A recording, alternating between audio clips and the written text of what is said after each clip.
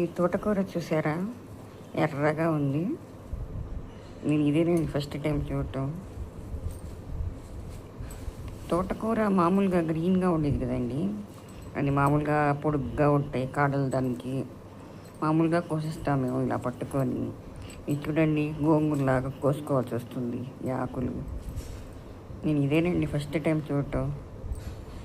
ఎర్ర తోటకూర చూడండి, ఇలా కోసుకోవాల్సి వస్తుంది. ఆకులు, కాడలు చూడండి ఎలా ఉన్నాయో లావుగా.